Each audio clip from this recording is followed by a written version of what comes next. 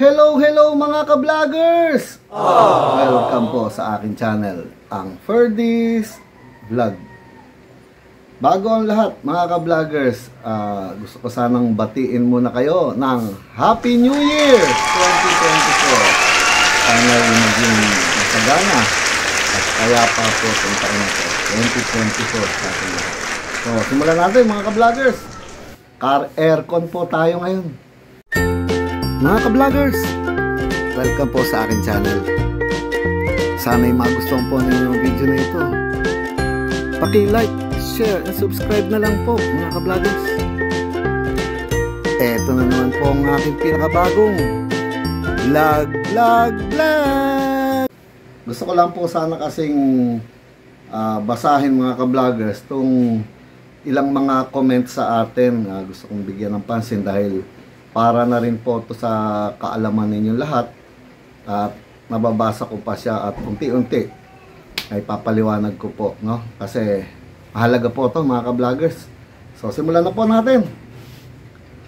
Ang comment po na ito mga ka-vloggers ay dito po sa paano ang saktong pagkarga ng Freon, yung video po natin, yung vlog natin tungkol doon. Yung ipinakita ko po yung machine natin na kulay yellow doon. Paano bang magkarga ng tama, yung kinikilo yung Freon para hindi nasosobrahan, hindi na overcharge, di ba? Kasi tatandaan po ninyo, gaya na lagi ko sinasabi, kapag sumobra po sa refrigerant, masama po, laging hihinto o pipigilan ng pressure switch. Kung hindi niya mapigilan, may puputok sa linya. Kasi kailangan niya i-shut off yun dahil high pressure. So, kung hindi nagtrabaho ang pressure switch, pwede pong pumutok ang hose, pwedeng yung mismong pressure switch maglikseron, minsan shop seal. So, maraming nasisira mga ka-vloggers So, masama yung sobra sa karga ng refrigerant at kung kulang, medyo minsan mas okay pa Wag lang yung sobrang kulang kasi ang mangyayari naman po, wala rin lamig. Pero hanggat maaari, wag sobra, mas masama po 'yan mga ka-vloggers. So, simulan natin itong comment na to. Ito na po mga ka-vloggers. Dear Sir Ferdy, uy, parang ano to sa TV dati. Napakahusay po ninyong magturo at napakabait mag-share ng kaalaman sa auto aircon. Thank you po. Sinishare ko lang talaga yung kaalaman ko. Gaya nga na sinabi ko, mahalaga na ma-share mo. Share your blessing. Share your knowledge. Sabi nga, di ba?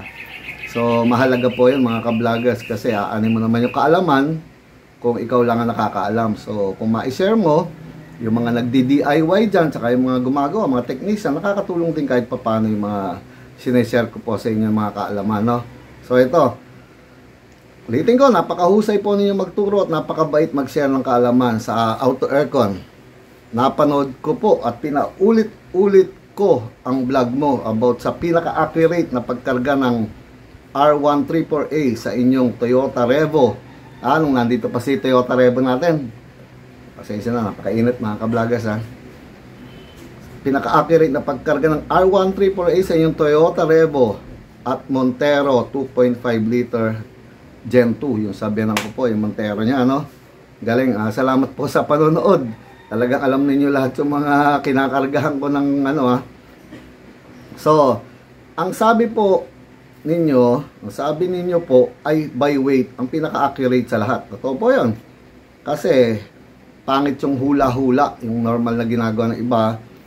Mamaya, masobrahan. Gaya nga sinabi ko, masama ang sobra. Minsan, mas maganda pa yung medyo kulang. Wag lang sobrang kulang, hindi rin lalamig. Medyo less, mas okay pa po yun Ako po ay may Montero Gen 2. Yun, kamukha siguro ng sabihan ko, yung Montero. Na may dalawang evaporator, siyempre harap at likod, at isang condenser fan. Yun, meron talaga siyang built-in aux fan sa harapan, sa harapan ng radiator, Ilang kilo po ba talaga para sa Montero Gen 2 ang dapat ikarga po? Sana po ay mapansin. So mga ka-vloggers, gaya nga nung pinakita ko doon sa vlog, nung nag-vlog ako doon parang hindi ko na padaan doon sa machine na gano'n or hindi ko na ituro sa inyo yung kinikilo, ano, di ba? Yun yung mga nauna kasi mga vlog sa Montero. So, ganito po, sinagot ko po yan. Tingnan niyo po ito. Ang mga dual AC na van, sinasabi ko po muna yung mga van katulad ng L300 o yung mga Hyundai Grace nung araw, kadalasan po ay 1 kilo. Yung sa mga van dalawang condenser ang karga dahil dalawa ang condenser. Ang mga kotse naman, sabi ko nga rito, kadalasan ay kalahating kilo. Ngayon, sa Montero, ito po, tandaan ninyo, sir, ka-vlogger, sa Montero, hindi siya abot ng 1 kilo kasi isa lang po ang condenser ng Montero. Wala siya sa ilalim, so medyo bawas. Tandaan po ninyo yan pero sobra sa half. So, ang liwanag po, ulitin ko. Sa Montero, hindi siya aabot sa 1 kilo, pero sobra naman sa kalahati. So, ano ibig sabihin? Nasa range siya ng between 1/2 to 1 kilo, nasa 3/4. So, ang pinakatamang pagkakarga ito. So, naglalaro siya halos sa 3/4 more or less. Sabi ko nga, di ba? Ang the best po ay pasukan muna ng 1/2 kilo, kalahati muna, mga ka-vloggers, habang kinakarga ninyo, no? At unti-unti lang lagyan habang umaandar ang makina. Naka-start po siya, maandar ang makina, naka-on na aircon nyo. Ngayon, naka-rev po, naka-revolution, pirme sa 2,000 RPM. So, ulitin natin. Pagka-vacuum, unang-una po pala, ba-vacuumin mga ka-vloggers. Wag na wag kayong magkakarga na hindi totally binacuum ang system. Kasi hahalo yung matatrap na hangin doon sa system, hahalo siya doon sa ikakarga nyo refrigerant. So, mag-high pressure, hindi po maganda ang lamig So, ngayon, after ng vacuum, pasukan ninyo ng konti muna. Kung kaya nyo ipasok yung kalahating kilo, di okay lang. Habang patay pa yung makina. So, magsesettle siyang konti, iikot o kakalat yung freon. Start na po ninyo, on yung aircon. Tapos, mga ka-vloggers, apakan ng may isang tao na aapak sa gas pedal, 2,000 RPM steady. So, pasukan naman ninyo ulit ng konting freon. Alalay lang nasa kiluan, tignan ninyo. Basta tandaan ninyo kung saan kayo nagsimula naipasok na ninyo yung 1/2, basta hindi siya abot ng 1 kilo. So, karga ng konti hanggang mga 3/4, tamang-tama po yun. Pero tansyahin muna ninyo mga ka-vloggers basain ng konti yung condenser. Tapos habang nakaapak, kasi why binabasa? Isa pa nga pala.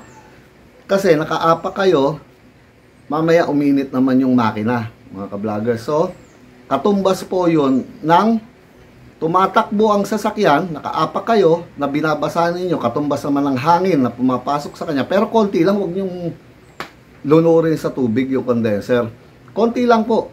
Isikan ninyo lang konti, mga kalahating tabo, para lang mabasa yung condenser. Bababa po ngayon yung suction, tapos obserbahan ninyo, wag muna kayo magkakarga ng freon o refrigerant. So, refrigerant sa 134A, ang nasanay lang kasi tayong kawikaan na freon, do sa mga R12 po yan mga ka-vloggers, naging parang palayaw, or nickname na niya pero ang talagang refrigerant. So, habang naka-revolution, obserbahan po ninyo yung lamig doon sa suction, galing dito sa may evaporator at dito sa may compressor. Yung dalawa pong yun. Tandaan ninyo kasi nasa pagitan po niyan yung service valve ng suction. So hindi po pareho yan habang nagkakarga kayo. Madalas makikita ninyo lalamig ng todo yung papuntang compressor, pero yung galing sa evaporator hindi pa malamig. Doon kayo talaga babase mga ka-vloggers So una, 1/2 kilo. Habang naka-revolution, naka-start na yung sakyan, maandar, naka-AC, pasukan ulit ng konti, baba. Tingnan ninyo yung tangke ninyo kung gaano karami na ilagay. Basta hindi kayo sasobra sa 3/4. Huwag kayong maabot lalo ng 1 kilo. Sobra-sobra po yun. So, tansyahin. Kailangan magpareho ang lamig ng suction na galing evaporator at yung suction dito sa may compressor. So, pakiramdaman, kargaan pa ulit ng konti. Sarado ulit yung tangke, i-fill nyo. Tapos hahawakan din ninyo yung hotline. I-fill nyo lahat mga ka-vloggers. Hindi dapat na yung hotline malamig. Pag nasobrahan po kayo sa pagbuhos ng tubig sa condenser, lalo kung maraming oil yung system, hindi naiinit yung hotline, yung maliit na tubong papasok sa evaporator. Malamig na lang yun, nagbabara na siya. So, problema rin yun. Kaya hindi nyo dapat babasain o lulunurin yung condenser ng tubig. So, pakiramdaman yung hotline, kailangan medyo umiinit yun. Yung suction lumalamig, obserbahan lang ninyo. Tapos, kung hindi pa naman kayo maabot ng 3/4, lagyan pa ninyo ng konti. Obserba. Kailangan maramdaman ninyo na parang yelo na sa lamig. At i-feel nyo rin doon sa loob ng sasakyan, siyempre. Kailangan naka-on ang aircon din sa likod, ha.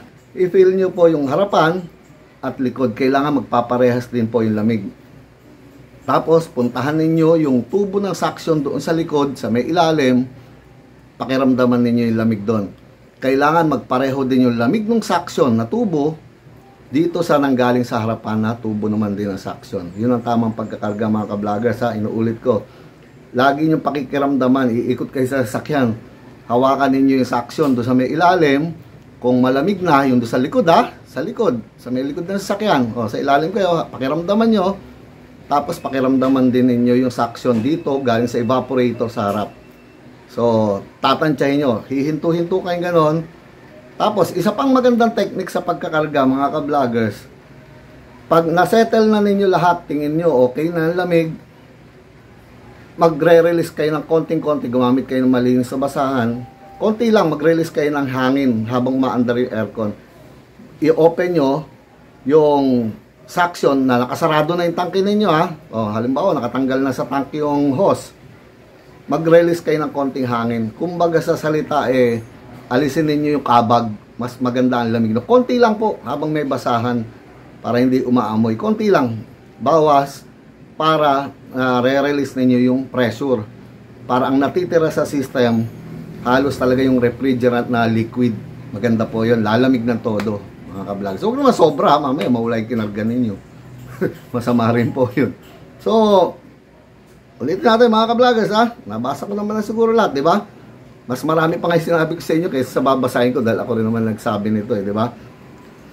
Basta tandaan ninyo, sobra at kulang sa refrigerant, hindi siya lalamig. Totoo naman po, gaya nga na nasabi ko na sa inyo, huwag babasahin ng sobrang tubig. Dahil yan, nasabi ko na rin naman lahat po sa inyo to. Inunahan ko na nga lang. Tapos, unang-una, pasensya na po sa maraming comments at questions na hindi ko nasasagot lately. Diba? Alam niyo naman po, yan, nasabi ko rin dito, yung kagaling nga lang namin, doon sa vlog natin, doon sa Ferdy's Travel Vlog. So, panonoorin din po sana ninyo mga ka-vloggers yung vlog ko ron. Maganda po yun, para medyo nare-relax naman kayo ng konti. Si ka-vlogger nyo pa rin po yung tao doon at si Madam ka-vlogger, kami pa rin po yung nandoon. So, paano mga ka-vloggers? Reply pa pala si ka-vlogger. Maraming salamat po sa napakahusay po na reply. God bless po. Thank you rin po sa inyo. Nuulit ko, Happy New Year po sa ating lahat 2024. Sana maging masagana po itong taon na to.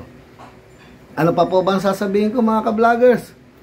Eto na naman po ang pinakabagong edisyon ng aking vlog. Unang-una to sa 2024. Paalam mga ka-vloggers.